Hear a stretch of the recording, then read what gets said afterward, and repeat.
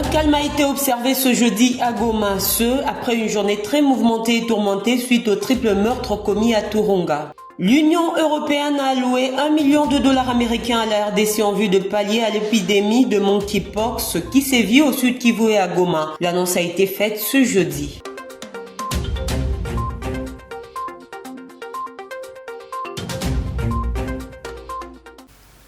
Tout le plaisir est pour nous de vous informer, madame, monsieur. Bonsoir et bienvenue. Sécurité au plus bref. Pour commencer, un retour au calme a été observé ce jeudi à Goma après une journée très mouvementée et tourmentée suite au triple meurtre commis à Turunga dans le territoire de Nyiragongo. Dans l'entretemps, l'on annonce une cérémonie symbolique pour l'enterrement des victimes de Bweremana ce 2 août au cimetière du Génocoste à Kibati dans le territoire de Nyiragongo. Nous y reviendrons. Et puis les États-Unis d'Amérique se sont félicités de la prolongation de 15 jours de la trêve humanitaire promise par les deux parties en conflit, à savoir l'armée congolaise et rwandaise. L'annonce a été faite dans un communiqué signé par le porte-parole du département américain, Matthew Miller, le mercredi 17 juillet 2024. Regardez.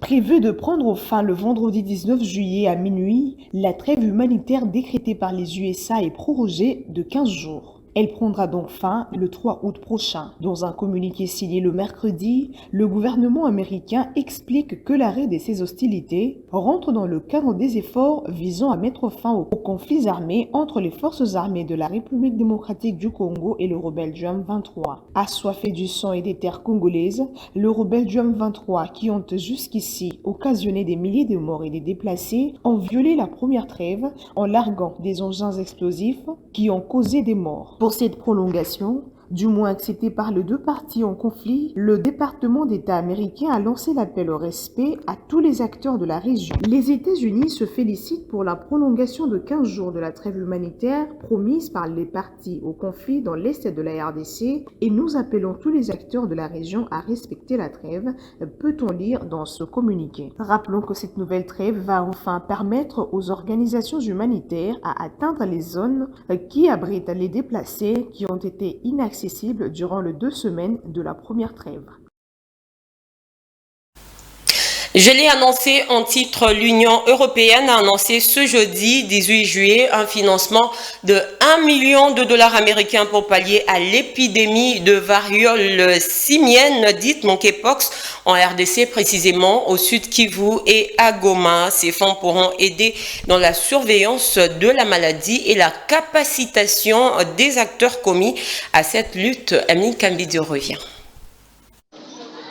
Ces fonds alloués par l'Union européenne pour le Sud Kivu et Goma dans la province du Nord Kivu s'inscrivent dans l'objectif d'empêcher la propagation de la variole pox, surtout dans les camps des réfugiés et parmi les populations autour de Goma. Cette aide humanitaire évaluée à $1 million américains permettra également d'organiser des séances de renforcement de capacité des partenaires humanitaires qui ont la mission de surveiller la propagation du virus afin d'identifier les cas contaminés et aussi traiter ces derniers pour les éviter d'atteindre des phases sévères. D'autres commissions de cette lutte vont également bénéficier du financement, notamment la sensibilisation, l'hygiène et l'assainissement. Bien avant ce nouveau décaissement, l'Union européenne a déjà alloué 63,75 millions d'euros pour les populations vulnérables en RDC. Cette nouvelle aide vient donc renforcer les efforts fournis par le gouvernement congolais depuis les débuts de cette épidémie.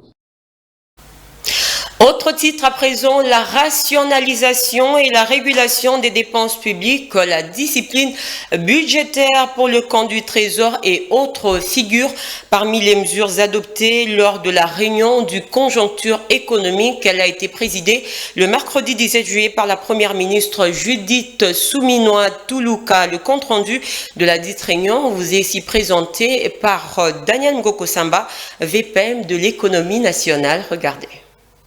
Important à retenir au cours de cette réunion, c'est la volonté de son Excellence Madame la Première ministre de relancer le plus rapidement possible certains projets phares du gouvernement, notamment le projet PEDEL 145 territoires, dont il est question de faire d'abord l'évaluation de ce qui a été fait au cours du mandat précédent et de solder les montants attendus par les agences de mise en œuvre pour clôturer définitivement le premier volet de ce programme. Évidemment, pour financer ce programme, le gouvernement a besoin de plus de recettes. C'est la raison pour laquelle, au cours de la réunion de ce jour, nous nous sommes appesantis sur la problématique de la fraude sur nos produits miniers. Cette pratique qui consiste à minorer la valeur des produits miniers qui sortent de notre territoire national. De la même manière, la question de la fraude sur les produits pétroliers. Les membres du comité ont donc envisagé des mesures pour juguler ces mauvaises pratiques de manière à accroître les recettes publiques dont le gouvernement a besoin pour exécuter les projets d'investissement.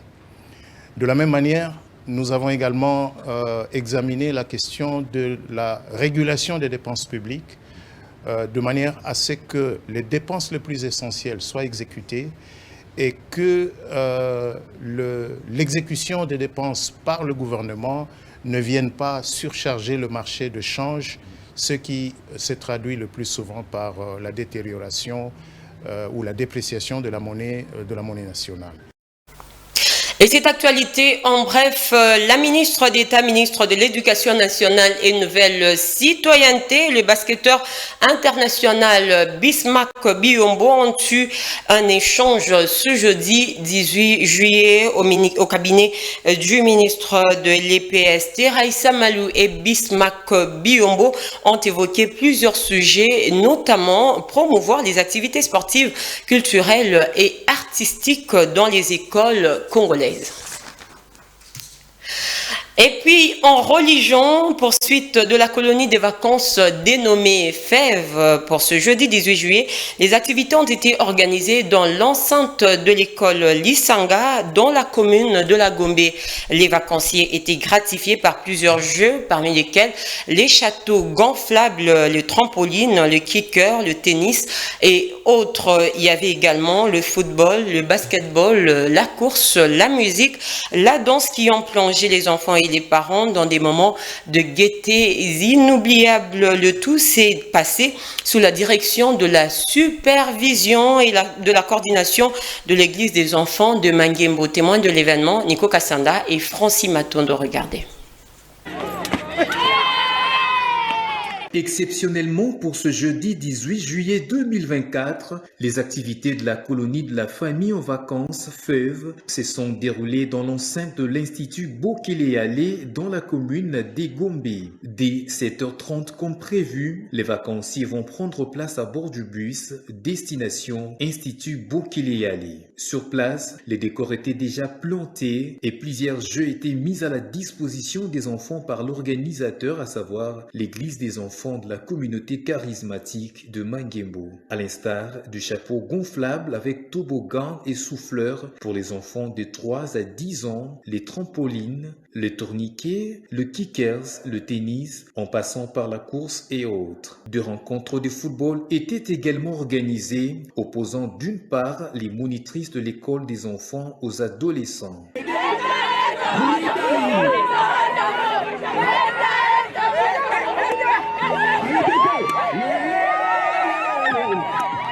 D'autre part, les moniteurs aux autres engagés de l'église. À la coordinatrice de l'église des enfants, Rachel Etaille, de faire le contour de la journée. Chaque année, nous essayons d'apporter un plus par rapport aux années précédentes.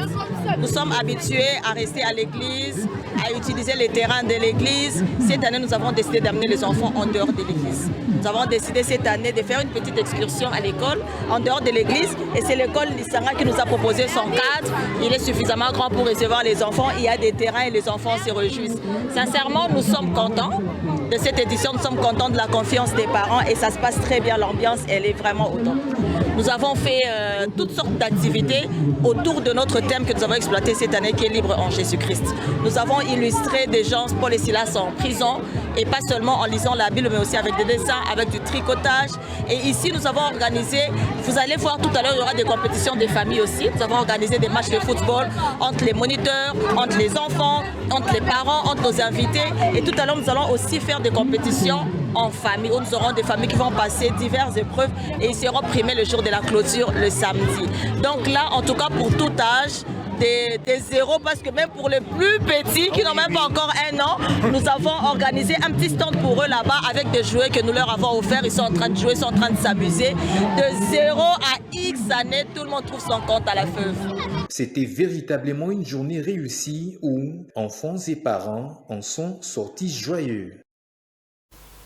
Et quelques parents rencontrés sur place n'ont pas manqué de traduire leur immense joie d'accompagner leurs enfants afin de s'amuser à travers divers jeux et sports mis à la disposition par l'organisateur, à savoir l'église des enfants de Mangembo. De leur côté, les enfants ont expliqué les jeux auxquels ils ont participé. Nico Kassanda et Francis Matondo reviennent. Plusieurs parents ont effectué le déplacement de l'Institut Bokele pour se divertir avec leurs enfants à l'occasion de cette colonie des vacances. C'est le cas de Julio Etaille qui a manifesté sa joie, surtout pour cette belle initiative prise par l'Église des enfants. Mes impressions sont très bonnes, d'autant plus que la Bible dit que nous devons nous réjouir dans le Seigneur. Et l'Écodim nous offre ce cadre où nous venons, nous nous amusons en famille, parents et enfants. C'est vraiment quelque chose de très bon. Au fait, je veux leur demander de venir prochainement. Ils ne seront pas déçus. C'est toujours important de changer de cadre, aller dans un endroit qui ne vous est pas très familier. Vous vous retrouvez là en famille, vous vous amusez, vous parlez avec les enfants, c'est toujours important. Il en est de même d'autres parents. J'ai aimé l'initiative, ça nous permet, nous parents aussi, de se récréer avec les enfants. C'est une bonne chose pour nous. On a beaucoup apprécié, on a beaucoup aimé, surtout les enseignements qu'on a donnés aux enfants. En tout cas, c'est bénéfique pour nous les parents et pour les enfants aussi. Et quelques enfants ont parlé des jeux auxquels ils ont participé. On a joué, on a fait le foot, on a fait le basket, le toboggan et le trampoline. On a tout fait, on a fait les jeux, on a bien dansé et on a mangé. C'était le foot et le basket et le toboggan. Ça se passe très très bien parce qu'il y a beaucoup de jeux amusants et on est là, on s'amuse très très bien. C'était une ambiance bon enfant dans le vrai sens du mot. Sport en bref et en images, le ministre des Sports et Loisirs Didier Boudimbo, accompagné de la délégation congolaise, s'est joint à la ministre française des Sports Amélie Oudéa Castéra et à l'ambassadrice d'Arménie en France pour assister au passage de la flamme olympique entre le judoka congolais Arnaud Kisoka et la championne de tir arménienne Elmira Karapetian. L'événement s'est déroulé le mercredi 17 juillet 2024 à la Cité internationale de la langue française en France. Ceci a marqué un moment de fraternité et d'unité entre les nations francophones. Ici est de noter que les Jeux olympiques vont débuter du vendredi 16 au dimanche 11 août 2024 à Paris, en France. Toujours en sport, début le mercredi 17 juillet, des consultations par le président des supporters de Lupopo, Philippe Kibawa, a échangé avec chaque structure des supporters de ce club du pays. Faisant d'une pierre deux coups, la coordination du club a saisi cette opportunité pour présenter officiellement le nouveau président élu, Chabratenta. Comme annoncé, le nouveau président de coordination de supporters de Lupopo a lancé les consultations dans chaque structure de supporters du club. Devant des centaines de Lumpa venus lui offrir un accueil chaleureux, Philippe Kibamwa a été précédé par le secrétaire général du club, Dona Moulongoy, qui a saisi cette opportunité pour présenter officiellement le nouveau patron de la coordination de supporters. Est nommé président de la coordination de supporters du FC Saint-Éloi Lupopo, M. Philippe Kibawa Kiankwadi. Didier Nicono, président Philippe Kibawa. Prenant la parole à son tour, le nouveau président de supporters de Lupopo a premièrement remercié le président Jacques Aboulakatwe d'avoir apporté le choix sur sa personne. Deuxièmement, il a fait part aux supporters du club de sa vision et de ses stratégies susceptibles de booster cette coordination. Vous le savez très bien, on a voulu faire ce premier contact baptême de feu. C'était conformément avec la décision du président du club. Voilà pourquoi il m'a été inspiré, comme de coutume, de faire un état des lieux check-up. C'est ce que nous venons de le faire. J'ai eu à avoir les avis et considérations de quelques fanatiques en échantillon, d'une façon représentative. Et nous sommes quand même édifiés en cette première phase. Nous sommes contraints de faire la nouvelle dynamique. Nous allons consolider ce qui a été pour l'avancement de l'équipe.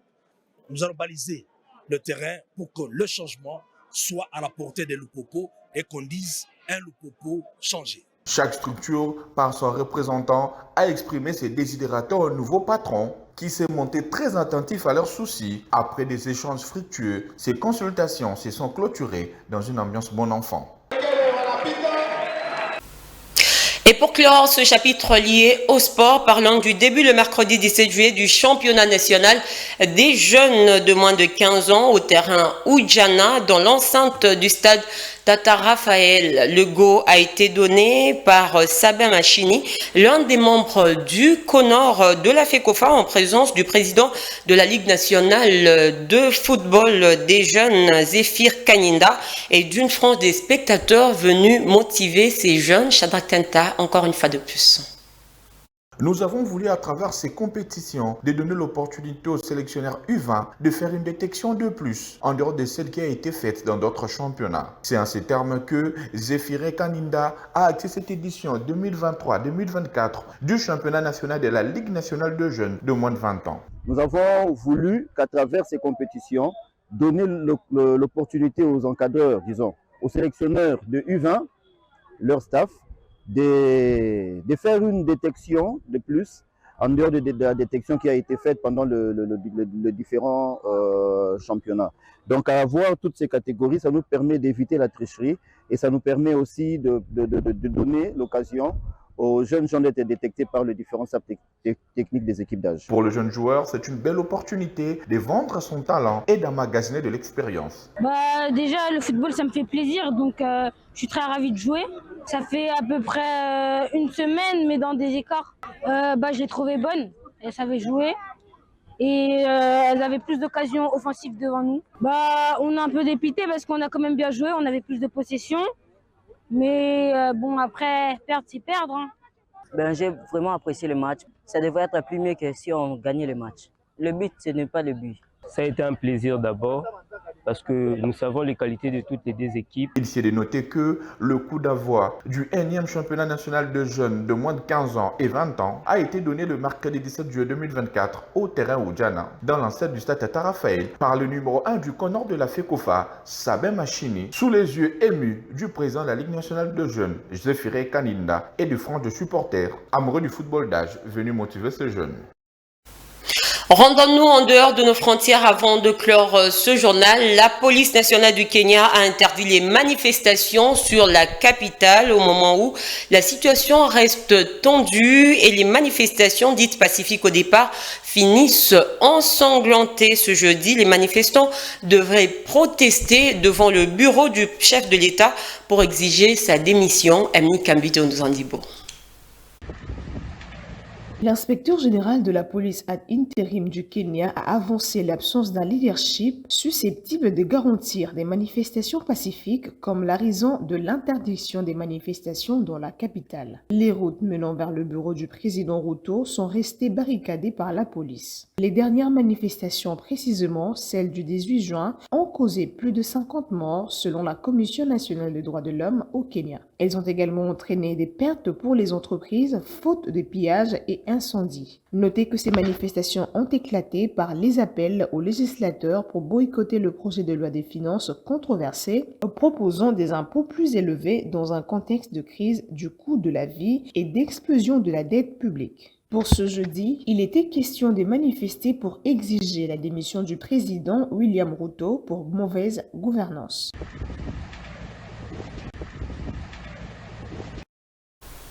Et c'est par ici que se referme cette session d'information. Pour vous qui nous avez pris en cours, voici l'essentiel à retenir.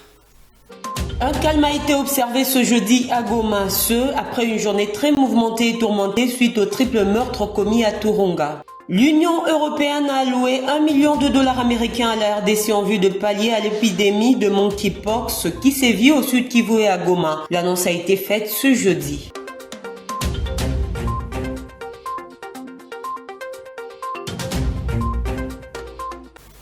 Fin complète de cette édition du journal. Merci à vous tous de nous avoir suivis. Surtout, merci de votre fidélité au programme de la chaîne du repos. À demain.